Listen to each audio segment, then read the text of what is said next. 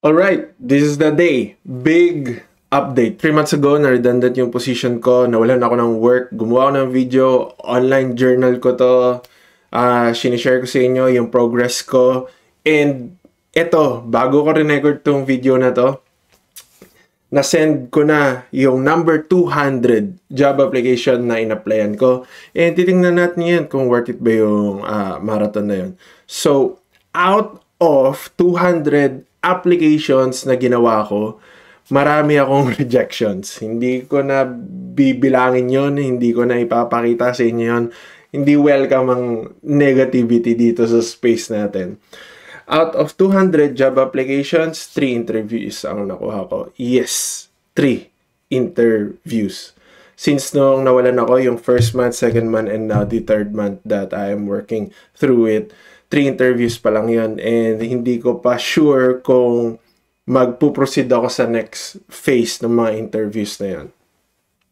Then, wala lang. Tingin ko, kailangan ko magbago ng... kailangan ko lang magdagdag ng isang bagong plan ngayon. I think... deserve ko lang i-congratulate din ang self ko. I mean, kailangan mo magkaroon ng goal. Kailangan natin magkaroon ng goal, and nag-stick naman ako dun sa goal na yun, 200 job applications. Medyo nagtagal nga lang kasi nung mga parang nasa 60 job applications now, 60 or 80 to 100. Pinipili ko na talaga, binabasa ko, tapos yung cover letter ko, tapos yung CV, resume ko, inaayos ko na talaga para talagang shoot na shoot dun sa hinahanap nila. Pero wala kala ko impossible. Kailangan mo lang talaga nung habit or yung repetitive na actions na ginagawa mo, tapos talagang mag-i-stick ka na talaga doon eh. Hindi mo na mabibitawan 'yon. Well, yun yung sa akin, sana sa inyo rin. Pero gusto ko lang sabihin sa inyo na merong mga araw na talagang parang gusto ko na mag-give up. Kasi may mga days na ubus na yung roles. Kumbaga na-applyan ko na lahat. Na-applyan ko na lahat. Walang bago. Walang bagong posting. Marami akong mga na-add na recruiters, pero hindi rin sila gumagawa ng post sa LinkedIn. So, ibig sabihin, walang available na roles para sa hinahanap kong mga positions. Yes, may mga ganun. Pero, alam niyo yun, kailangan mo gumawa ng sarili mong ritual. Maglakad ka, mag-gym ka, mag-exercise ka, maglinis ka ng bahay. Yung mga ganun, yun yung mga talagang nag-stick sa akin. Talagang pinilit ko yung katawan ko para at least, alam niyo yun, hindi lahat na sa utak ko yung mga negative thoughts, kung ano yung mangyayari, may chance pa ba dito sa company na to or wala.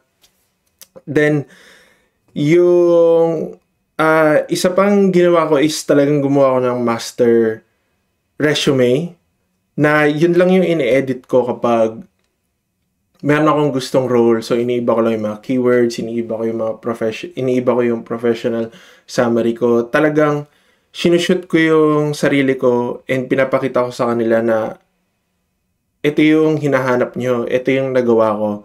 So, dapat nyo ako kausapin. Parang ganun. May 3 step ako. Kapag, syempre, kung mabasa nila yung resume and CV ko. Ang tanging challenge ko lang now is nasa 5 to 6 pager yung resume ko.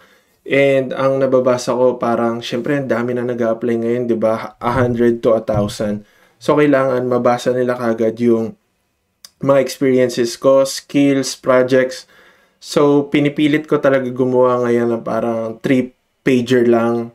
Again, hindi ko talaga kaya yung 2-pager. Parang hindi ko mako-complete yung story na experience ko and projects ko.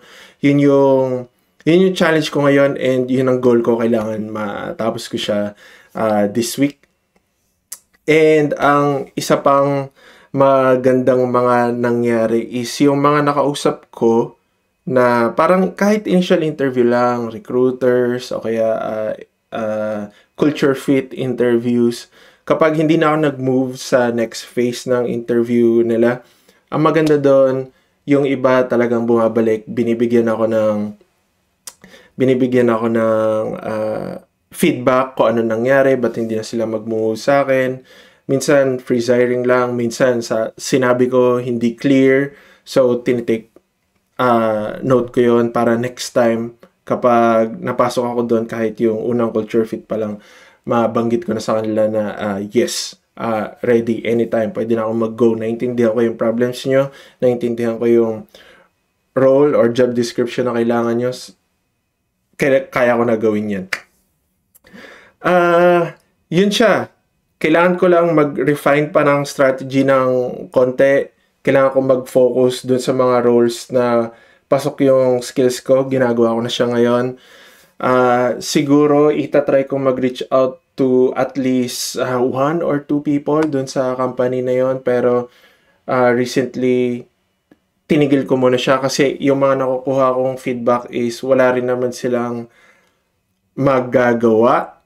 Hindi ko pa alam kung paano ko re-replyan yan kasi sabi nila may process sila, and yun yung parang process sa website nila together with their HR representative, saka lang papasok yung interview. Then, yes, gumagawa din ako ng weekly retro dito sa ginagawa ko para alam niyo yun, kung ano yung mga tamang nangyari, ano yung mga mali, ano yung mga dapat kong gawin na yung ipagpapatuloy ko lang kung ano yung mga dapat kong gawin. Yun na muna ngayon. Gusto ko na i-update sa inyo. Ito na yung 200th job application na in-applyan natin. And sana kayo rin magkaroon kayo ng mga milestone, and kung may mga interviews kayo, good luck sa inyo. Pagbutihan nyo, and mahanap din natin yung para sa atin. So, doon muna ngayon. kung natuwa kayo, pwede nyo naman to share sa mom nyo, colleagues nyo, and friends nyo.